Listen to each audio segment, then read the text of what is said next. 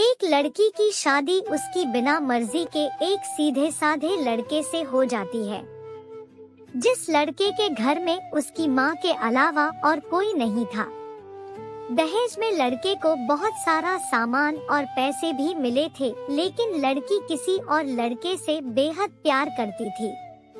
अब लड़की की शादी बिना मर्जी के तो हो ही गई थी और अब वह अपने ससुराल आ गई थी। तभी सुहागरात के वक्त लड़का दूध लेकर कमरे में आता है और उस लड़की यानी अपनी पत्नी के पास बैठ जाता है। तभी उसकी पत्नी गुस्से से अपने पति से कहती है, क्या तुम मुझे अकेला छोड़ सकते हो? उसकी ये बात सुनकर उसका पति बहुत दुखी होता है, लेकिन फिर भी वह खुशी खुशी ये कहता है, नहीं तुम आराम करो, मैं तो सिर्फ तुम्हारे लिए दूध लेकर आया था। यह कहकर वह कमरे से बाहर चला जाता है। लड़की मन मारकर ही रह जाती है, क्योंकि लड़की चाहती थी कि उसने झगड़ा क्यों नहीं किया ताकि वो उस गवार से तलाक ले सके। लड़का एक कंपनी में छोटी सी नौकरी करता था। वह बेहद ही ईमानदार और मेहनती था। सुबह अपने काम पर जाता और शाम को थका हारा घर आता, मगर उसकी पत्नी उसे एक गिलास पानी भी नहीं पूछती थी। अब लड़के और लड़की की शादी को करीब 1 महीना हो गया था, मगर अब तक वह दोनों एक साथ कभी नहीं सोए थे। वैसे लड़का बहुत ही शांत स्वभाव का था, इसलिए वह अपनी पत्नी को कुछ भी नहीं कहता था। फिर भी वह अपनी पत्नी को खुद ही खाना डाल कर देता था, मगर उसकी पत्नी उसके साथ बैठकर खाना कभी भी नहीं खाती थी। वह अपना खाना अपने कमरे में अलग बैठकर खाती थी। लड़की को दहेज में एक स्कूटी भी मिली थी।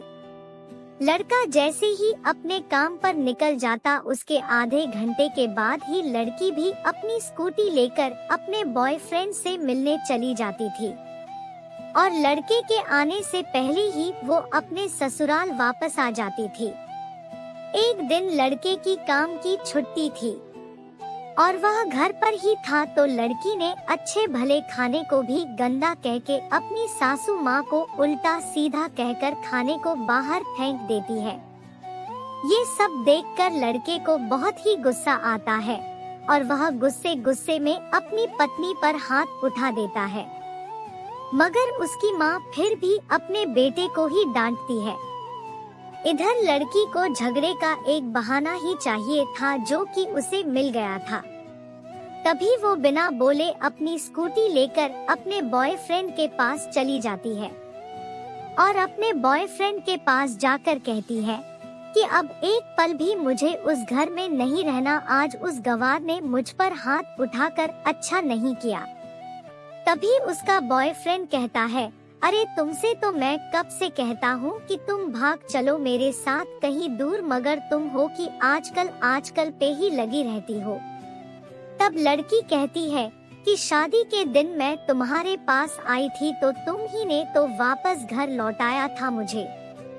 बॉयफ्रेंड ने कहा, खाली हाथ हम दोनों कहाँ तक भागेंगे, तुम ही बोलो। मैंने तुमसे कहा था कि कुछ पैसे और गहने साथ ले लो और तुम हो कि खाली हाथ ही मेरे पास आ गई थी। आखिर दूर एक नई जगह में जिंदगी की शुरुआत करने के लिए पैसे तो चाहिए ना। और हाँ एक बात, और जब भी मैं तुम्हारे पास आता हूँ और तुम्हें छूना चाहता हूँ तभी तुम्हारे नखरे हो जाते हैं और बस यही कहती रहती हो कि ये प्यार प्रेम शादी के बाद ही होगा। तभी लड़की गुस्सा होकर कहती है, हाँ शादी के बाद ही अच्छा होता है ये सब, और मैं तुम्हारी ही तो हूँ। मैं आज भी एक कुंवारी लड़की हूँ और शादी करके भी आज तक उस गवार के साथ एक रात भी नहीं सोई मैं, क्योंकि मैंने तुमसे ही प्यार किया है और अब मैं चाहती हूँ कि तुम मुझसे शादी करके मेरी मांग में अपने हाथ से सिंदूर भर दो, फिर मैं पूरी ही तुम्हारी हो जाऊंगी और फिर तुम मुझे अपनी मर्जी से दिन रात प्यार कर सकते हो। तब उसका बॉयफ्रेंड कहता है, तो ठीक है मैं तुमसे शादी कर लूंगा, मगर तुम कम से कम 5 लाख रुपयों का कल शाम तक इंतजाम कर लेना। मैं तुम्हें एक होटल का पता दे रहा हूँ, तुम उस होटल में रात को 10 बजे तक पहुँच जाना। लड़की कहती है, उस गंवार के पास कहाँ होगा पैसा, बल्कि मेरे पापा ने उसे दहेज में 3 लाख रुपए और मुझे कुछ सोने के गहने दिए थे। गहने तो मेरे पास है, मगर सारे पैसे उस गंवार ने अलमारी में लॉक कर रखे हैं। मगर मैं जैसे तैसे अलमारी की चाबी लेकर सारे पैसे निकाल कर तुम्हारे पास हमेशा हमेशा के लिए आ जाऊंगी। यह कहकर वह लड़की अपने ससुराल पहुंचती है। लड़की ससुराल पहुंचकर अपने पति और सास से लड़ाई करती है और वो उन पर खूब चिल्लाती है, मगर अफसोस वो अकेली ही चिल्लाती रहती है। उसका पति और उसकी सास बिल्कुल शांत रहते हैं। तभी लड़की अपने कमरे में चली जाती है और अचानक उसके बॉयफ्रेंड का लड़की के फोन पर मैसेज आता है कि कब आ रही हो पैसे लेकर। लड़की मैसेज का जवाब देती है, सब्र करो, मैं वक्त पर आ जाऊंगी। तब उसका पति दरवाजा खटखटाता है और अपनी पत्नी से कहता है कि खाना खा लो। तभी पत्नी कहती है, मैं खाना तभी खाऊंगी, पहले मुझे अलमारी की चाबी दे दो। पति दरवाजे के नीचे से चाबी देकर कहता है, यह लो, अपना काम करके खाना खा लेना, क्योंकि अभी तक मैंने और माँ ने भी खाना नहीं खाया। माँ ने कहा है हम आज साथ बैठकर ही खाना खाएंगे। लड़की कहती है, माँ और तुम खाना खा लो, मैं बाहर से खाना खा कर आई हूँ। यह सुनकर लड़का चला जाता है। तभी लड़की जल्दी से चाबी को उठाकर अलमारी खोलती है।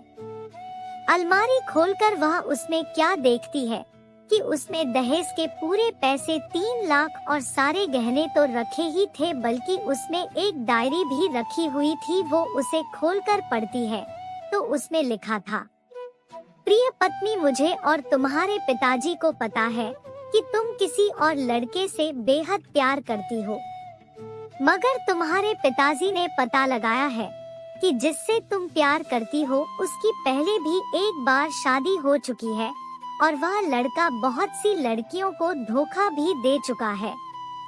पर आपके पिताजी आपको उस लड़के के बारे में कुछ भी ना बता सके, क्योंकि उन्हें पता था कि ये जो इश्क का नशा है वह हमेशा अपनों को गैर और गैरों को अपना बना देता है।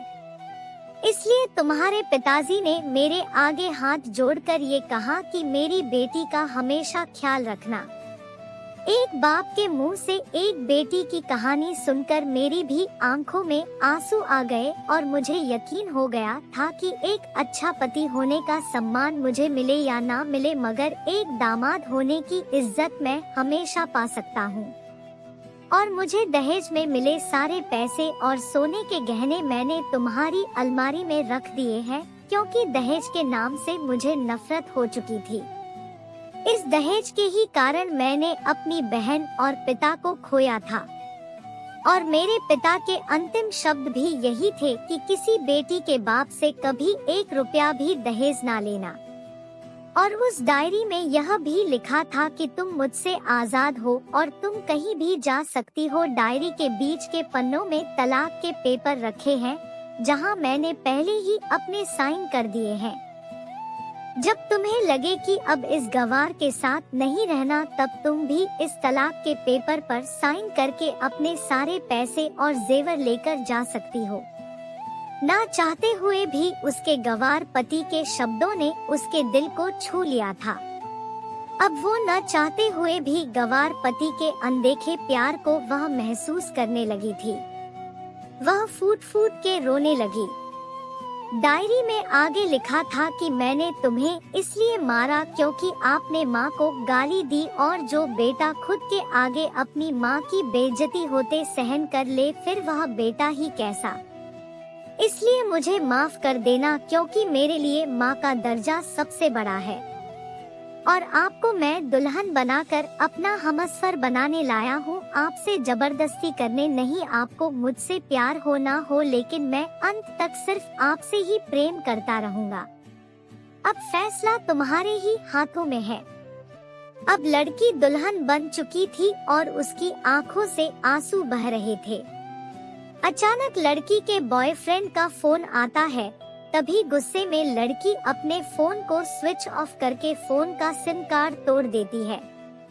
अब उसे सब समझ आ गया था कि जिससे वह बेहद प्यार करती थी उसे तो सिर्फ पैसों से ही प्यार था, और सच्चा प्यार करने वाला तो मेरा पति ही था, जिसने सिर्फ मेरे पापा की इज्जत रखने के लिए ही उससे शादी कर ली, और उसे मेरा एक बॉयफ्रेंड है पता होने के बाद भी मुझसे इतना प्यार किया।